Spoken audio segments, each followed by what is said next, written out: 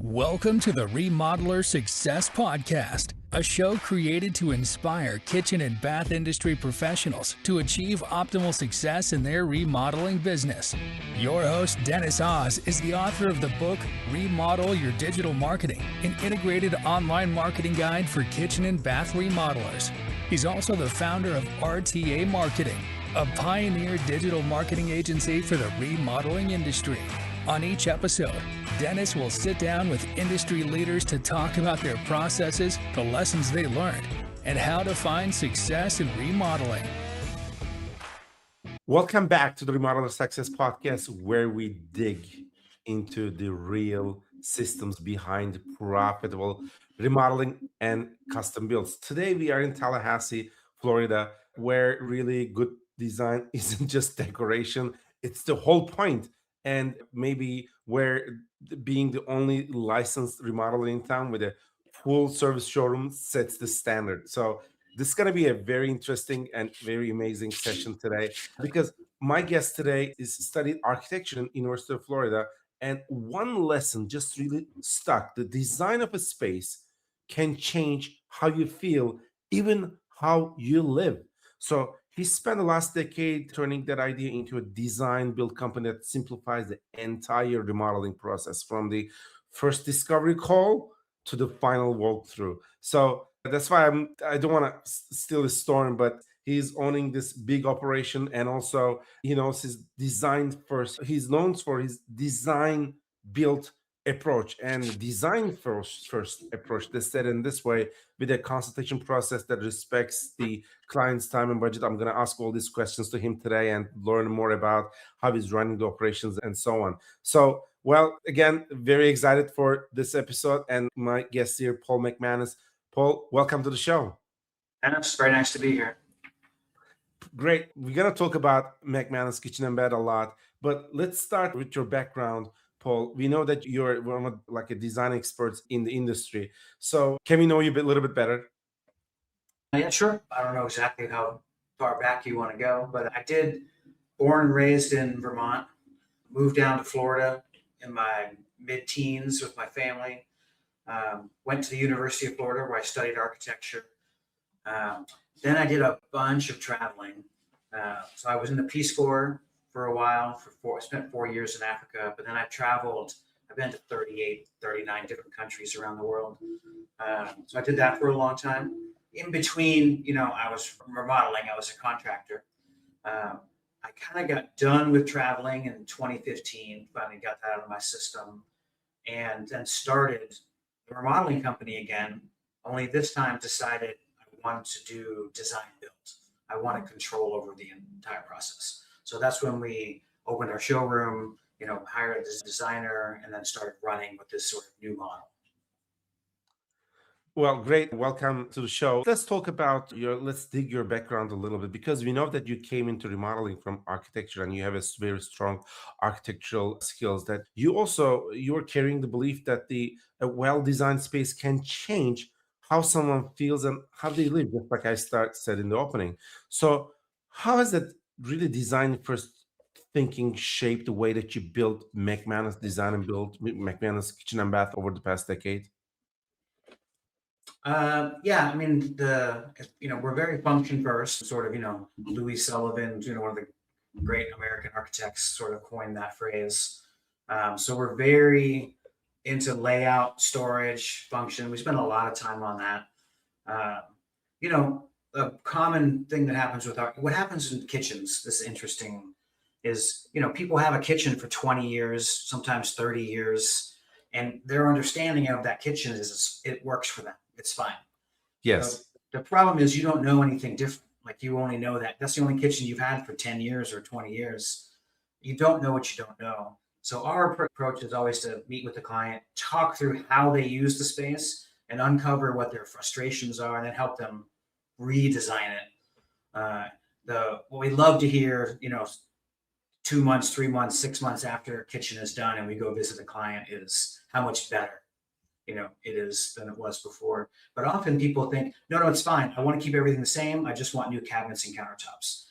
But once we walk through and say, well, really, if you just had a little more counter space over here, if we kind of customize the storage over here, if we widen this space a little bit, I think you're going to enjoy it more. And then, you know, hopefully we can convince them to do those things, and we create a better kitchen. Ultimately, our driving force is, our belief is most people are only going to remodel a kitchen once in their life. You know what I mean? We're going to remodel it, and for the next 20 years, that's it. That's your kitchen, unless you move. So we want to make it, the best we can. So it's flexible, functions well. We want that long-term approach when we're designing our spaces.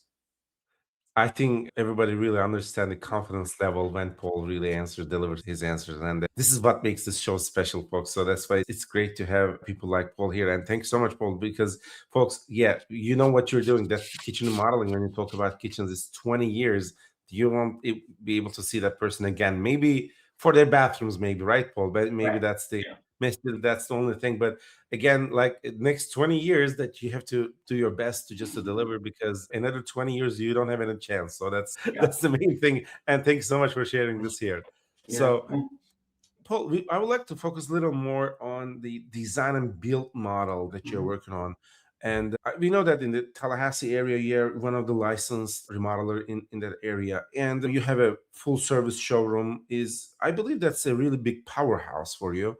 And your design and build model just sits right in the center of how you deliver. So can we talk a little more about, we know that you have different stages in your McManus kitchen and bath journey, but why did you commit to the showroom and design and build approach? And can you talk a little more about how has it really changed the experience for your clients?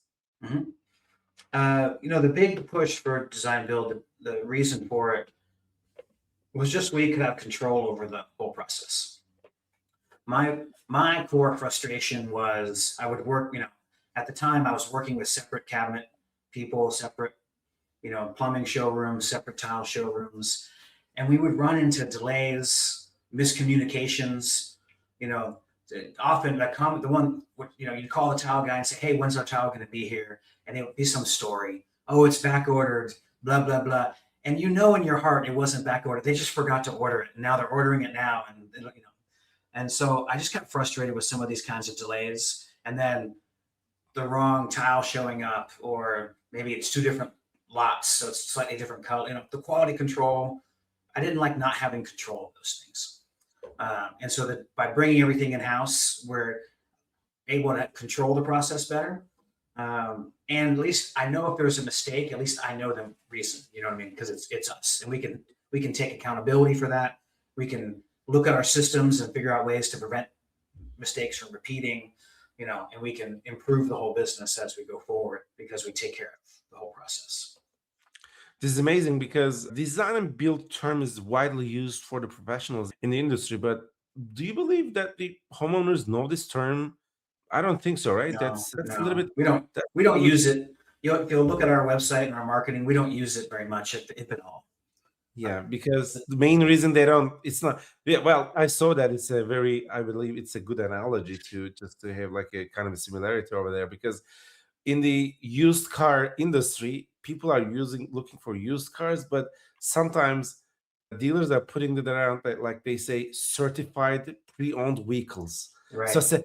it's a fancy way. Even design and build is not like that because we use it a lot. I mean, I am not sure that like a car salesman is using that. Those are certified pre-owned vehicles. I don't know how often that I use the term, but in the industry, I believe that design and build term is not widely used, right?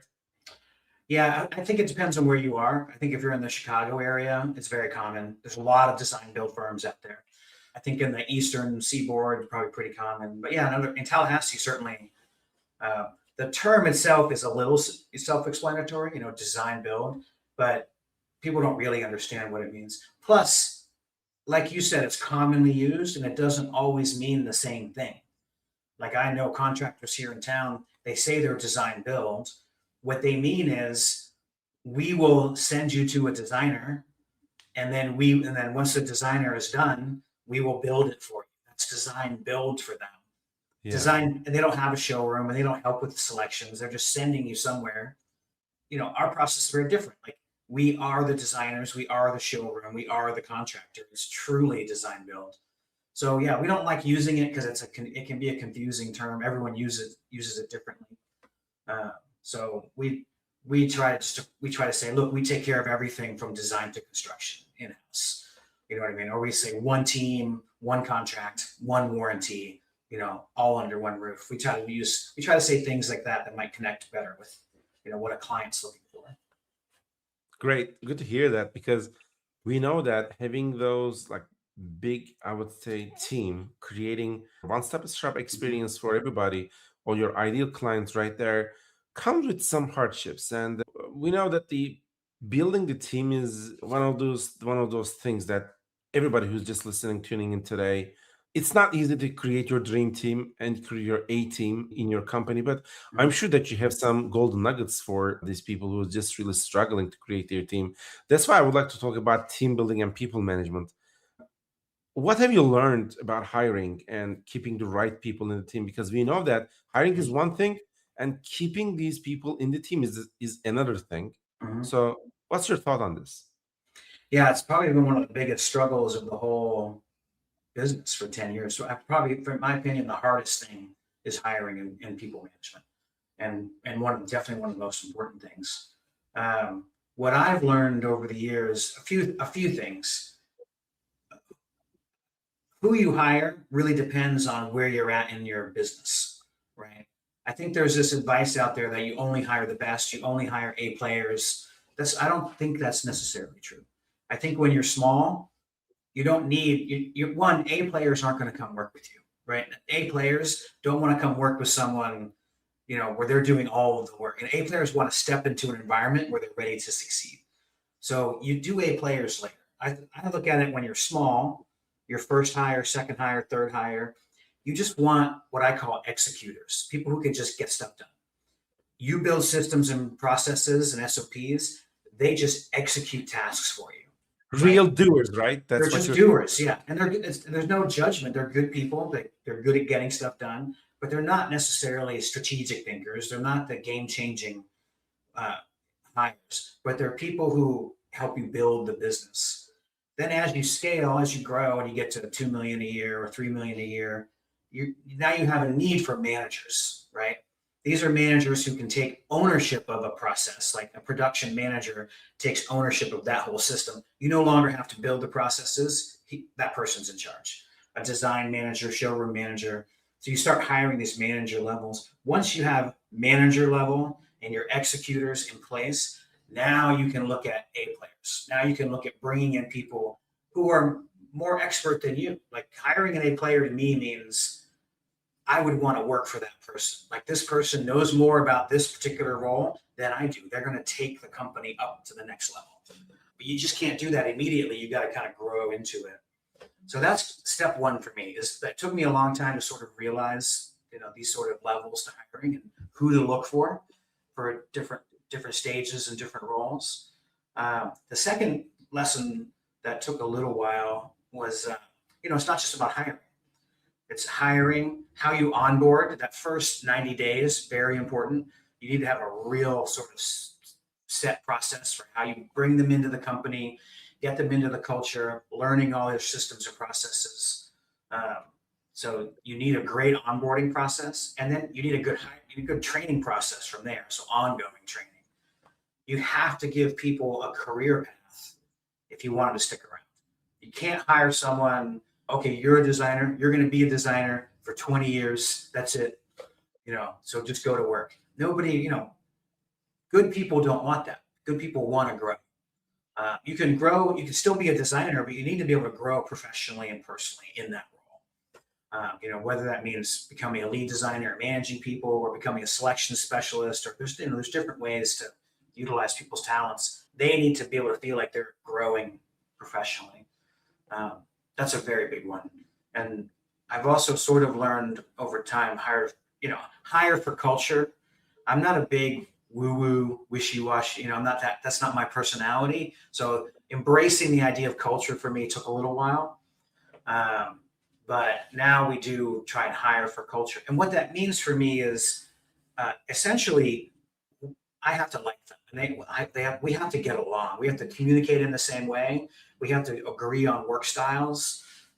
As as an example, we're a what I would call a professional office. We're friendly, we're nice to each other, we like each other, but we're not some people have like a family environment, right? Where they're on the weekends, they're hanging out together, they're going to movies together, but that's not us, right?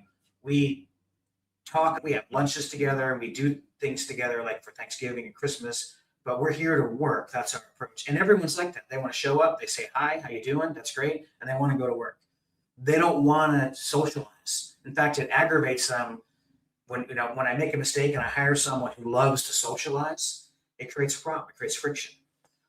So just learning some of those things about your company and how it stems from me, because we're a small enough company that the culture is really still driven by me. And so you just have to hire for that reason, as well as the skill set. It's probably one of the most important things. And also, what you're also trying to say is when you have an A team, I believe A players would like to work with A players. That's Do you right. agree? Yeah. But it's not all A players. You need B players. You can't have all A players. B players are good too. Someone needs to, be the person who just keeps everything moving on time. They're never going to create your game-changing idea. They're never going to but they're there every single day doing the work, making sure everything runs on time. And they're happy to do that. They just want to show up. That's their goal. Some people want to excel and be a rock star. Some people just want to show up for 8 hours, do a good job, and go home and not have to worry about the business in between. And you do need a mix of people as well. So That's amazing to learn, because folks, that's another thing that you always think about, because once, just like Paul said, if you're just starting, maybe you don't need to A team right off the bat, but after generating good revenue, let's say, if you just also know how to reinvest in your business, you need better talent. And I'm sure that the things that Paul shared is just going to give you a little bit of knowledge and the big experience coming from a big pioneer in the industry. So I'll tell thanks so you. much. I'll tell you something. One more thing on hiring that took me a little while to learn. Your first hires. A lot of people, their first hire, they want it to be an admin person, someone to help with all the little things. I think that's a mistake. Your first hires should be people that either increase production or increase sales, right? Hire people that grow the business. You can do the admin stuff. You might not like it, but you can do it. Admin takes a lot of supervision. Like, you hire an admin person, you just hired someone. Now your new job is teaching that person, but your business isn't growing. You're not making any more money. Hire people that help you make more money first, and that's usually production and sales. So whichever one you're constrained to. Businesses are only constrained really by two things: you don't have enough leads, so you don't have enough sales, or you don't have the capacity to produce the leads you have to serve the people that the leads are generating. Whichever one's your constraint, hire for that first, and then the admin is your third hire, fourth hire, because then revenue has grown. Those people can take stuff off your plate. You're no longer selling. You're no longer producing. Now you have the time to work on that. Because it will give you more time to work on the tasks that you would like to work on, right? That's right. the main thing right there. Yeah, and it grows. You grow the business, grow revenue first, and then an admin doesn't generate revenue. They're very important roles, but they don't generate revenue. Hire for generating revenue first, I would say. I think that could be one of the highlights. Admin work doesn't generate revenue, folks. Just put that somewhere. You can write it on your mirror every day. We would like to focus on revenue generated activities in the company. Admin is not just one of them, just like Paul underlined. So thanks so much for this. Let's talk about sales a little bit. I was looking at your website and how market the business. I know that you have a good, better, best budget, but I'm sure that you already build a clear path for the prospective clients, right? You have a discovery call, and then you do a consultation, and you do the budgeting. How did you develop this process? When we go just a little bit deeper, what other business owners can learn from that process? Yeah. So we have a multi-step process. We're a little unique in that we charge a fee for our initial consult, not just the design process. But I'm not going to give you an estimate without paying a small fee. That's one of our sort of qualifiers. That was sort of in response initially when I was working solo. just a way of qualifying people, not wasting my time going on sales calls that we're never going to turn into anything. So we can't say yes to everybody. That's what you are saying, You right? just, yeah, you can. And you can, I find it difficult to qualify someone absolutely on the phone. The fee to me is the ultimate qualifier. One, if someone will pay that fee, into my mind, they value professional services, right? They understand the estimates of professional service, they're willing to pay for it. And so that makes me think, good, then design's also a professional service, and you would be willing to pay for that as well. And it's the also acts as the very first sale, so it's a trust builder with the client. So small sale, and the design process is a little bit of bigger sale, and the whole build process is a even bigger sale. So it's sort of you're stepping and you're building trust as you go. So I like that for multiple reasons. It also does allow you to discount. So, for example, referrals. If an existing client refers us to someone, we will do that estimate for free as a gift to the person who referred and the this person. So you can, and people like that. That's a way of just rewarding a client for referring you without giving them some silly gift that they don't want. Over the years, we have gotten better at qualifying on the phone. We've developed processes to do that. I've loved recently using AI. It's been a huge help. So we just created a skill in Claude where we can take the initial phone transcript and toss it in there, and it'll generate some questions and some ways for us to qualify that Well, client. I'm going to ask the AI in the next question also, but Yeah. I'd like to hear a little more about the process. We're going to talk about that. The discovery call is critical. So the discovery call for us used to be pretty quick. What do you want to do? Okay, this is how we work. Pay the fee. We do the call. We do the visit. That worked okay. Now we spend a lot more time not asking questions about what they want to do, but asking questions about why they want to do it. So we ask questions like a great question that we've recently started asking is, I asked the client, tell me, when you first bought this home, however many years ago, why this home? Why did you pick this house over all the other houses available? Why this house? And what that uncovers has been very interesting. And people will say, well, the day we moved in, we knew we were going to remodel the kitchen and we've been planning. They will just start telling you things that you want to know without you having to ask, because they're telling their story. So we always want to try and ask questions that allows the client to tell us their story. And that informs, again, our approach is to redesign the kitchen so it works best for them. And so we need some of this personal information to be able to do that. But that also helps qualify. Clients who think about this stuff, clients who aren't a good fit for us won't want to answer that question. They'll say, well, we just needed a house, so I bought the house, because they don't care about that stuff. They just care about price. That's an indicator that they only care about price. They just want someone to do it quick and cheap or whatever. And that's an initial signal that they're not a good fit for us. But if they're willing to talk about their goals and what frustrates them and how they want to fix it, it leads us down the road of like, okay, you want to invest in your home. That makes you a much better fit for us. And so those kinds of discovery call questions have been they do a lot of heavy lifting for us. Then we do a home visit. We scan the home with a 3D tool to capture our as-builts. That visit's pretty short. We just talk to the client briefly, do the scan, and we're out of there. I don't want to bother people much. So the idea is like, look, we'll be quick in and out. We know you're busy. Then we bring them into the showroom. I use that initial scan to create a concept drawing, 3D concept, and we create what we call a good, better, best budget. And then they come into the showroom. I think a critical step is to always present in person when it comes to these higher ticket, remodels. And we sit in the showroom. We'll be in the showroom for an hour and a half to 2 hours, talking about design ideas, going over the budget, adjusting it, talking more about, the problems they're trying to solve. And the goal really is to customize the budget and the design specifically to their needs. So when they leave, they don't just have an estimate that someone emailed them.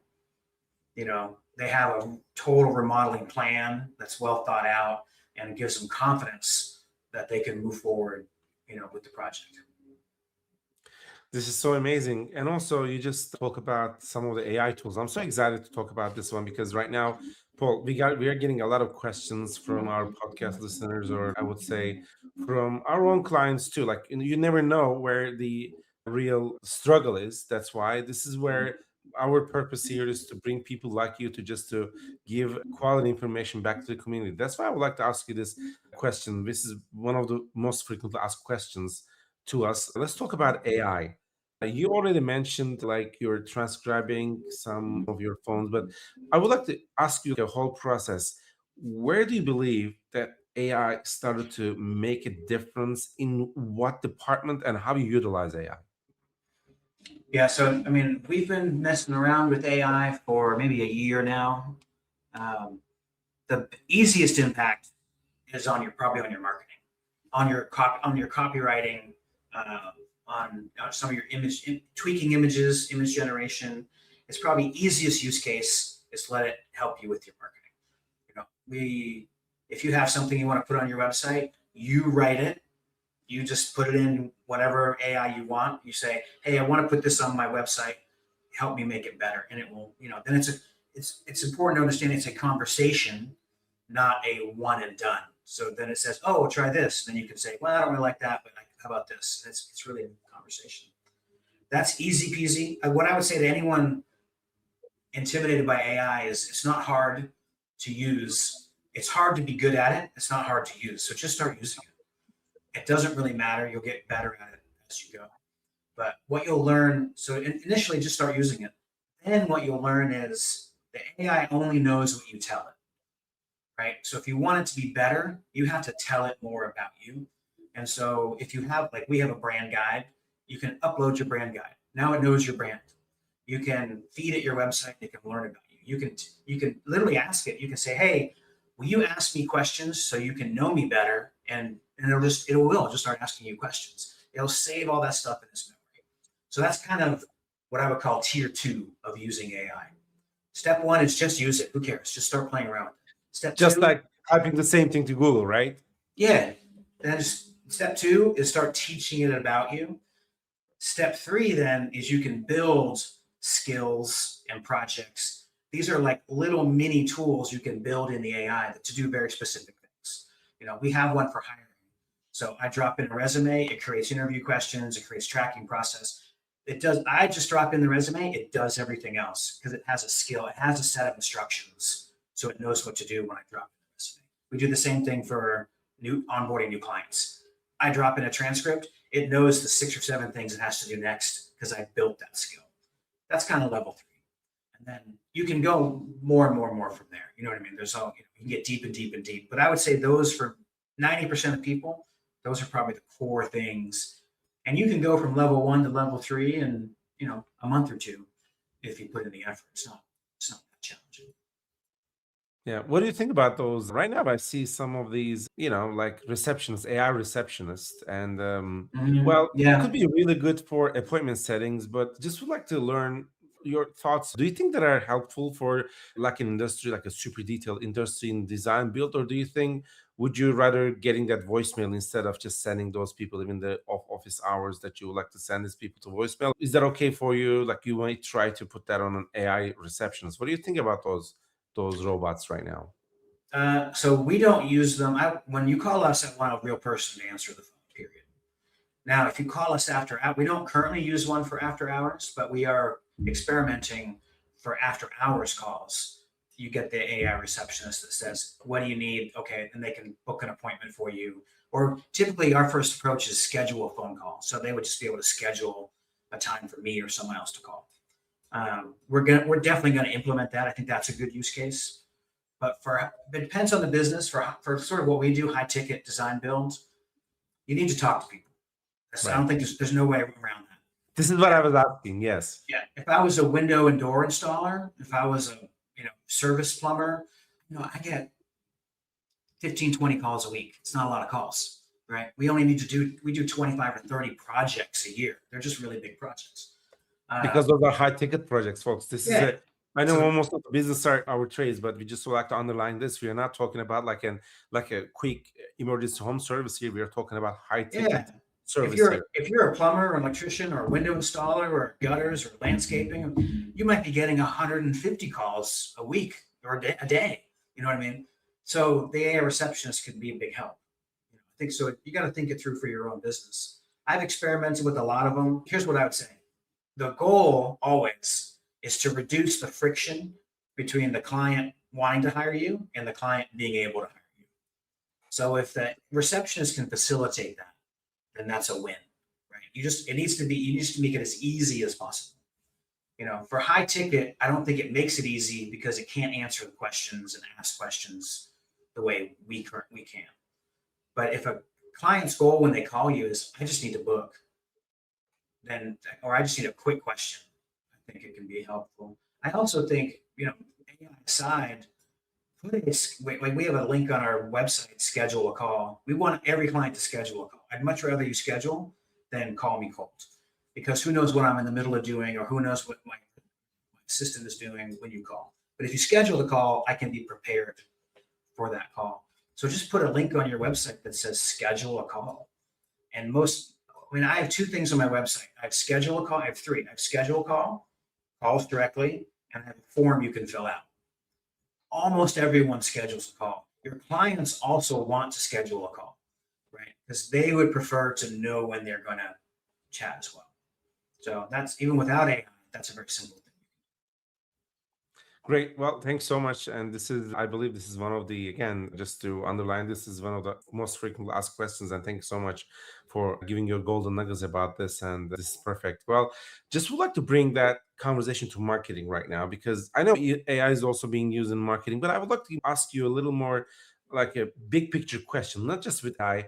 How would you generate those leads, that qualified leads? I know that you have a qualifying process right after this one, but putting your brand in front of the people in correct time to the correct people, showing that brand and schedule a call, like getting a click on that button. We need to advertise our business, or we have to make our business visible, let's put it in this way. So what are also talking about these marketing, what are the best things that you believe that is working for you? And also I would like to another secondary part of the question, what would be the best, I would say, hardest moving target for marketing? Oh, that's a good question. Yeah, that's a hard Yeah. one.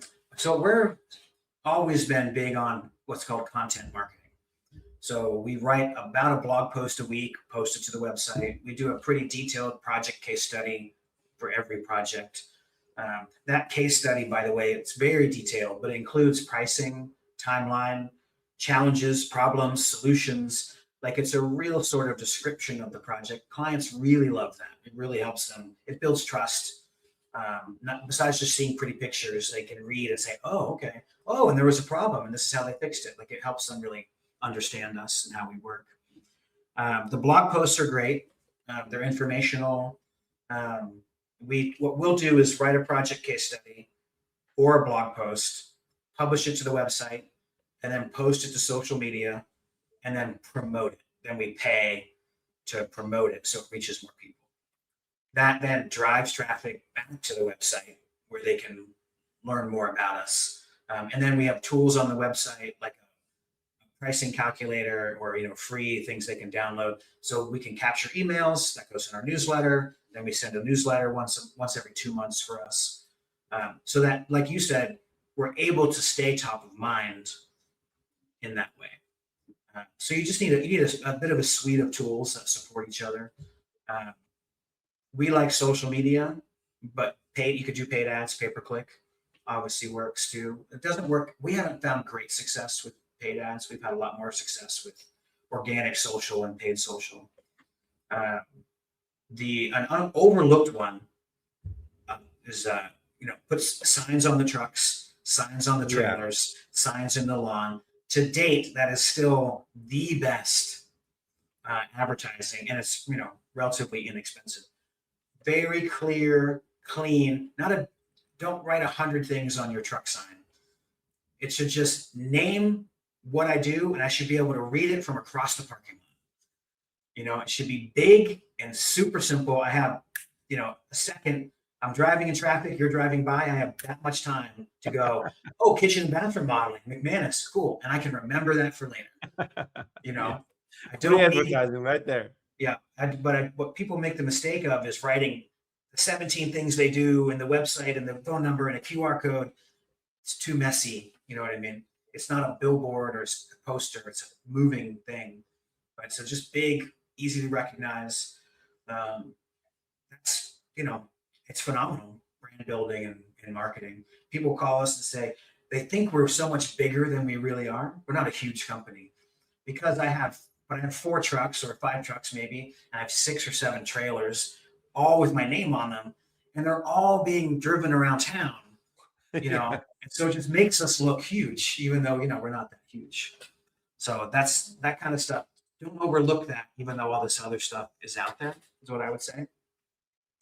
As far as challenges go and Yeah. shifting marketing, so we've always been really good at content marketing. What that really does is it makes you rank really well when someone Google searches you.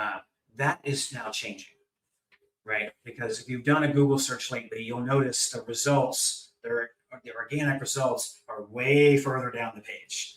And you've got the AI overviews and the sponsored stuff, and there's a whole bunch of stuff up here, and then your result is way down here. So that's changing. And I don't know the solution. I don't think anyone really knows the solution there yet. I think everyone's figuring it out, how to show up in AI overviews. I think it's still about content marketing. I think it's still about, you want to answer the questions people are asking in a way that's unique to you. So they understand your level of expertise and, want to reach out to you. So I think ultimately it's still the same. Content is the way to go. But that's definitely shifting. Our organic search results are down. But our web traffic is climbing. And so there's, it's good and bad, I think. Yeah, this is great because people might be wondering what questions that I'm asking. Folks, you know what questions that you're being asked Yes, you for the do. whole I bet time. yes, you definitely know. Of course, yeah. Yeah, Even Paul, you're giving the consent and you're transcribing all the calls. yeah, Maybe these people then also transcribe their phones and listening all these phones and transcribing it for a month will give them questions and content. yeah. Maybe do you think I'll tell you. it's a good idea to like Oh, maybe yeah, that's a great idea. In fact, not just for a month. Every call, just take the transcript, put it in AI, and say, "Hey, I create some Facebook posts or some blog posts from this transcript," and it will take all of the questions the client asked in that transcript and create content for you. And they're really good questions because they're questions that client just actually asked you, right? And that's all you got to do. It's just you're answering the questions that your clients are asking. So yeah, 100% use those transcripts, create that content. Great, folks. That was an amazing session with Paul today. We're going to wrap up, but I think we talk a lot about sales and creating our team and even AI and marketing. So I hope you guys are enjoying this episode as much as I do because people like Paul here, just like these pioneer people here, to just share because these world class people share what they know and because we know that the sharing is caring here. So thank you so much for one more time. We'd like to wrap up the conversation of the day. Just would like to ask, I would say, one piece of advice that you will give a remodeler who wants to build a remodeling business that lasts from the early stage and to the later stages, Mhm. not just stay busy job to job, but something creating sustainable. What would Mhm. be your piece of advice here? Boy, it's a loaded question. There's a lot to unpack there. So I would probably say um, you want to build your systems. Systems and processes is the answer. You need really good systems and processes. The order you build those in matters. So always, always, always start with lead generation. No leads, no business. So you need a lead generation system or process that consistently delivers you the number of leads you need to meet your target revenue. Whether that's 5 leads a month or 10 leads a month or 20, or it's just going to, as you grow, it will grow. But so you've got to build that system first before sales process is important. But if you don't have leads, who needs a sales process? Build the lead system first. The second most important thing to me, sales process is important, but is pricing, how you price and how you raise prices, right? So understand the numbers in your business and your gross margins and your costs and all that. figure out your net profit you want to earn, charge appropriately, stick to your guns, don't discount, but also develop a strategy for raising your prices over time, or you're going to get stuck, right? I like to say, money solves a lot of problems. You can make a lot of mistakes if you've got money in the bank. So you got to focus on getting money in the bank, and then don't spend that money, earn a nice living, but then save as much of that money as you can, because that's the money you're going to need to get through bad times, cover mistakes, because you will make mistakes, and reinvest and grow in your business. So those are probably the two core, or maybe that was three core things: a good lead generation process, price appropriately, and then have a system in place to raise prices over time that's consistent with your demand.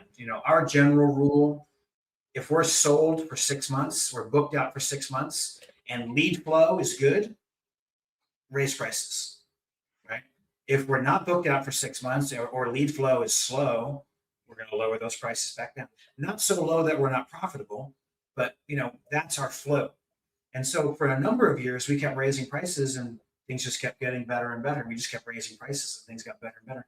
We were able to save a lot of money. Now things have slowed down for us, but one, we're able to lower prices and still stay profitable. And two, we have money saved so that we can increase investment in marketing if we want to, or we can increase, we can cover gaps if there are slow periods where we're not generating enough revenue. That's how you create a sustainable business. Wow, this is amazing because you talk about a dynamic approach to the pricing management, and you cannot learn this from like the Ivy League universities, folks. That's the real deal here. And thank you so much, Paul. Today's episode was starting from your story and ending with all your like expertise. I believe that you gave us a big information, like really usable information for our listeners. And Paul, I just would like to thank you one more time for showing up here and sharing all these golden nuggets. Thanks so much. Maybe one last question. Most of the times that we have the business owners listening to this broadcasts, and our websites are designed for usually prospective homeowners, that's for sure. But if they have like a follow-up question or something like that, what would be the best way for these business owners to reach out? Is that your email? Just to let you know, don't share your personal phone because it's going to be distributed to 15,000 people. Just to like give you that heads up. What do you think that would be the best way to contact you? If they want to reach out, the easiest way is probably just my business email, which is my name, Paul, at McManusKB.com. This is great. Paul, let's wrap up, and thank you so much one more time for being here, folks. That was another great episode of Remodeler Success Podcast. We're going to see you next time. Goodbye. Thanks, Dennis. Bye.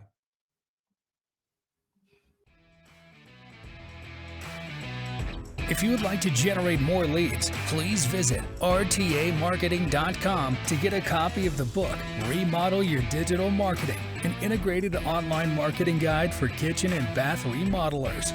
This has been another episode of the Remodeler Success Podcast. Thanks for listening.